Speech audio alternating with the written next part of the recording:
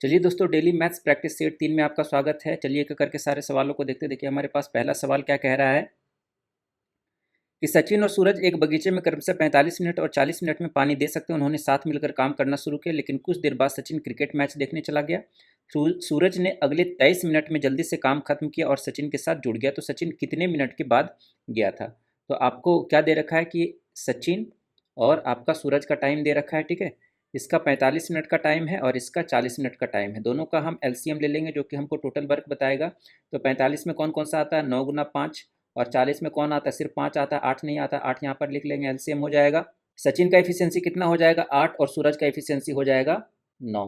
ठीक है। इन दोनों ने कितने समय तक काम किया? टाइम दे के नहीं रखा है, तो इन दोनों ने यानी कि 17 की एफिशिएंसी से मान लेते हैं टी समय तक काम किया, प्लस उसके बाद सचिन क्रिकेट मैच देखने चला गया। तो सूरज जो है 23 मिनट तक काम करते रहा, तो 9 के एफिशिएंसी से 23 मिनट तक काम किया और टोटल काम कितना कंप्लीट कर देगा? तो 9 पंचे 45 गुना 8 360 काम कंप्लीट करेगा। तो यहाँ से टी का मान निकाल लेंगे दोस्तों। तो कितना हो जाएगा? 360 में से 9 तिहाई 27, 9 दूनी 18 और 2 20, 207 जाएगा। तो 60 में से 7 गया 53 और 3 में से 2 गया 1। ठीक है, 153/17 हो जाएगा। तो कितना आ जाएगा दोस्तों? यहाँ पर 9 आ जाएगा। ठीक है, तो आपका जो आंसर हो जाएगा दोस्तों, ऑप्शन नंबर ए आपका 9 मिनट होगा। अगला सवाल है कि यदि रेखा -3 1 से होकर गुजरती है तथा उसकी ढाल जो स्लोप जो है आपका 4 दे रखा है, तो इस रेखा के लिए ढाल अवरोधन रूप में समीकरण लिखिए। इक्वेशन जो होगा वो आपको बताना है स्लोप इंटरसेप्ट फॉर्म में। तो स्लोप इंटरसेप्ट फॉर्म का इक्वेशन क्या होता है दोस्तों? y = mx + c। ठीक है, अब यहाँ पे चूंकि y जो है ये रेखा -3 और 1 से होकर गुजर रही है, तो x का मान -3 हो जाएगा और y का मान 1 हो जाएगा। तो यहाँ पर m का मान आपको दे रखा है कितना? 4 दे रखा है, क्योंकि m जो है स्लोप है आपका 4 और x का मान -3 हो जाएगा और प्लस c का मान यहाँ से निकालना है और y का मान आपका हो जाएगा 1। ठीक है, तो c का मान कितना आ जाएगा? 1 + 12 यानी कि 13 आ जाएगा। ठीक है, अब यहाँ पे c का मान रख देंगे और हमारा इक्वेशन आ जाएगा y = m का मान 4 × x + c का मान 13। तो आपका जो इक्वेशन बनेगा वो क्या बनेगा? y = 4x + 13। Option number A आपका करेक्ट होगा। अगला सवाल है कि एक वस्तु का अंकित मूल्य उसके क्रय मूल्य से 1200 अधिक है। जब 400 रुपये की छूट दी जाती है तो लाभ प्रतिशत 16% होता है। 7.5% का लाभ कमाने के लिए इसे किस मूल्य पर बेचा जाना चाहिए? आप यहाँ पर देखें कि एमपी जो है कितना ज़्यादा है? 1200 रुपया ज़्यादा है। ठीक है, जब उसमें 400 रुपये का छूट देंगे, है ना, तो इसका मतलब 400 घट जाएगा। तो अब कितना ज़्यादा हो गया एमपी सीपी से? 800 रुपया। अब जो ज़्यादा हो गया सीपी से 800 रुपया, और वही तो आपका लाभ प्रतिशत बना रहा है, यानी कि 16% का मान जो है दोस्तों आपका 800 रुपया है। तो 16 पंछे 80 यानी कि 1%।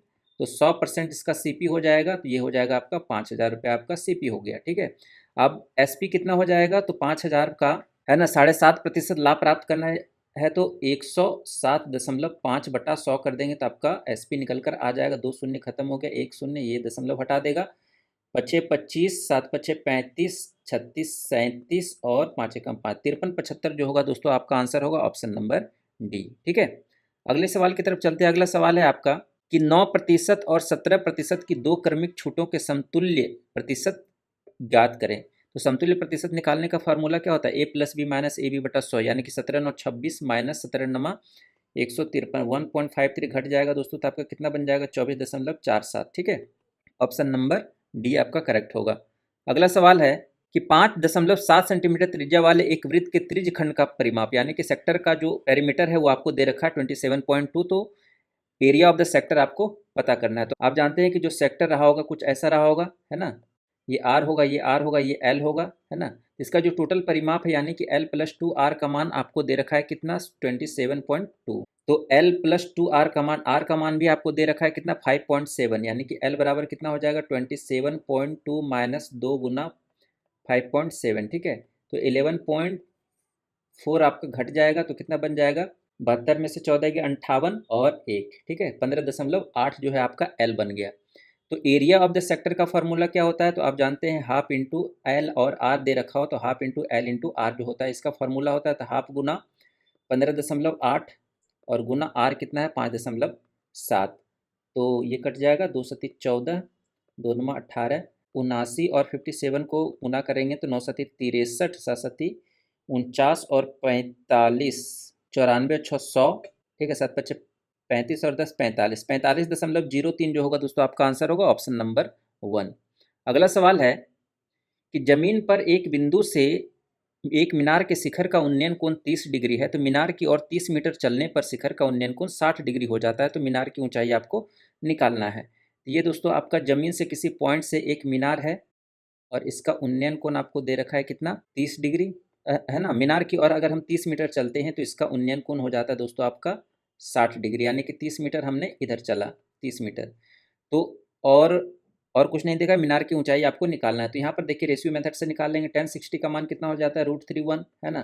तो यहाँ से यहाँ तक का आपका 1 आ गया, और 30 डिग्री का मान 1/√3, यानी कि पी जो है यहाँ पे 1 आ जाएगा, और ये टोटल आपका √3 हो जाएगा। ठीक है, तो आप देखिए कि यहाँ पर √3 है, यहाँ पर 1 है, तो इन दोनों को इक्वेट करना पड़ेगा। तो √3 से इधर भी गुना करेंगे तो √3 से इधर भी गुना कर देंगे, तो ये टोटल हो गया दोस्तों आपका 3, और इधर हो गया 1, तो 3 में से 1 गया 2, यानी कि ये 30 मीटर जो होगा ये 2 यूनिट के बराबर होगा, है ना।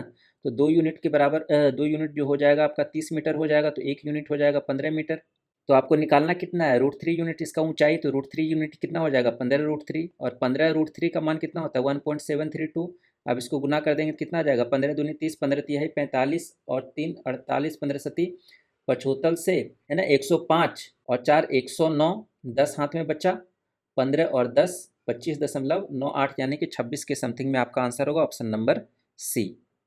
अगला सवाल है कि 4,80,000 पर त्रैमासिक रूप से संयोजित होने वाली 20% वार्षिक ब्याज दर से एक वर्ष में अर्जित चक्रवृद्धि ब्याज ज्ञात कीजिए। यहाँ पर दोस्तों त्रैमासिक रूप से दिया हुआ है, तो एक साल में कितना साइकिल बनेगा, 3-3 महीने का 4 साइकिल बनेगा, यानी कि टी का जो हो जाएगा कंपाउंडिंग साइकिल कितना हो जाएगा, 4 हो जाएगा, और रेट जो हो जाएगा दोस्तों आपका 4 से भाग हो जाएगा, 20/4, यानी कि 5% हो जाएगा। तो 5% बोले तो कितना हो जाएगा, 1/20। अब इसी 20, क्योंकि आपका 4 साइकिल बन रहा है, तो 20 का ही कोई मल्टीप्लिकेशन फैक्टर हम यहाँ पर पी ले लेते हैं। ठीक है, तो हम 80,000 ले लेते हैं, मान लेते हैं 80,000 आपका हो गया। अब 4 साल के लिए आप रेशियो आप जानते हैं कितना होता है, 4 साल का रेशियो 4 6 4 1। ठीक है, चक्रवृद्धि ब्याज का जो रेशियो होता है वो 4 6 4 1 होता है, और यहाँ पर मल्टीप्लिकेशन फैक्टर ABCD हो जाएगा, जहाँ पे ए जो होगा वो पी का 5%, यानी कि 1/20 होगा, और बी जो होगा वो इसका 1/20 होगा, सी जो होगा बी का 1/20 होगा, और डी जो होगा वो सी का 1/20 होगा। तो फटाफट निकाल लेंगे टोटल कितना आ जाएगा ए का मान। तो ए का मान आ गया 4,000, 80,000 का 1/20 4,000, और 4,000 का 1/20 200, और 200 का 1/20 हो जाएगा 10, और 10 का 1/20 हो जाएगा 0.5। अब सबको आपस में मल्टीप्लाई कर देंगे, और ये आपका टोटल CI बन जाएगा। तो ये हो जाएगा आपका 16,000, 4 चौका 16,000, इधर हो जाएगा 6 दूनी 1200, ठीक है, इधर हो जाएगा 40, और इधर आ जाएगा 0.5। तो टोटल कितना आ गया 0.5 4 2 और 17,240.5 आपका टोटल CI आ गया। अब चूंकि यहाँ पर देखिए कि आपका मूलधन कितना दे रखा है 4,80,000, तो 80,000 में कितना गुना करेंगे कि 4,80,000 आ जाएगा, तो आप कहेंगे 6 गुना करेंगे। तो आपको यहाँ पर चक्रवृद्धि ब्याज में भी 6 गुना करना पड़ेगा, तभी आपका करेक्ट आंसर निकल कर आएगा। तो कितना आ जाएगा 6 पंचे 30, है ना, 6 चौका 24, और 6 दूनी 12 13 14, 17 चौका 102 और 103, 103 4 4 3 आपका करेक्ट आंसर बनेगा ऑप्शन नंबर ए। ठीक है, अगला सवाल है कि यदि दो वृत्त आंतरिक रूप से स्पर्श कर रहे हो तो उनमें कितनी उभयनिष्ठ स्पर्श रेखाएं होंगी। यहाँ पर देखिए कि एक वृत्त है और आंतरिक रूप से स्पर्श कर रहा है, तो ये कितना हो जाएगा इधर, है ना। ऐसे करके अगर हम इसको अंदर से स्पर्श कराएंगे तो इसका जो टेंजेंट बनेगा दोस्तों एक ही पॉइंट पर बनेगा, है ना। तो ऑप्शन नंबर बी जो होगा आपका करेक्ट आंसर होगा। अगला सवाल है कि x4 + 1/x4 का मान आपको 3842 दे रखा है। x4 + 1/x4 का मान आपको 3842 दे रखा है। तो x + 1/x निकालना है, तो सीधे इसका पावर डाउन करेंगे 2 से, x² + 1/x² हो जाएगा। तो कितना फार्मूला हो जाएगा 3842 में हमको 2 ऐड करना पड़ेगा। हम यहाँ पर प्लस ऐड कर रहे हैं, तो अंदर भी आपको प्लस करना पड़ेगा, माइनस यहाँ रखेंगे तो अंदर भी माइनस आ जाएगा। ठीक है, तो 3842 + 2 कितना हो जाएगा 3844, और 3844 का स्क्वायर रूट कितना हो जाता है, तो यहाँ पर देखिए 4 है तो 2 और 8 बन सकता है इसका यूनिट डिजिट, और इधर 38 है तो 6 और 7 के बीच में ला करेगा, तो 6 7 42, यानी कि 6 आपका 62 आपका होगा। ठीक है, परफेक्ट स्क्वायर रूट और 62 हो गया, तो फिर से इसका पावर डाउन करेंगे 2 से, तो ये हो जाएगा x + 1/x, सेम फार्मूला लगाएंगे, रूट अंडर कितना हो जाएगा 62 + 2, यानी कि 64 का 8। ऑप्शन नंबर 1 आपका करेक्ट होगा, ऑप्शन नंबर ए आपका करेक्ट होगा। अगला सवाल है दोस्तों कि sine A plus cos A बराबर 4/3 है, तो tan A plus cot A का मान आपको क्या करना है, ठीक है, निकालना है। साइन ए प्लस कॉस ए का मान 4/3 है, तो दोनों तरफ स्क्वायर कर देंगे तो कितना बन जाएगा, 1 plus 2 sign A into cos A, 2 sign A into cos A हो जाएगा, और ये हो जाएगा 16/9। अब ये 1 इधर चला जाएगा, है ना, तो ये बन जाएगा आपका 7/9, है ना, और ये 2 इधर चला जाएगा तो इधर हो जाएगा 2, 7/18, ठीक है। अब यहाँ पर देखिए कि tan A plus cot A को हम सिंपलेस्ट फॉर्म में साइन ए कॉस ए के फॉर्म में कितना लिख सकते हैं, sine A by cos A by sine A, यानी कि ऊपर में sine square A plus cos square A आ जाएगा, 1/साइन ए इंटू कॉस ए बन जाएगा, ठीक है। तो ठीक इसका उल्टा हो जाएगा, यानी कि इसका मान कितना हो जाएगा, 18/7। ऑप्शन नंबर सी आपका करेक्ट होगा। तो ये थे हमारे 10 आज के सवाल प्रैक्टिस सेट 3 के। तो चलिए कल मिलते हैं अगले प्रैक्टिस सेट में, तब तक के लिए प्रैक्टिस करते रहिए। Stay safe and healthy. नमस्कार।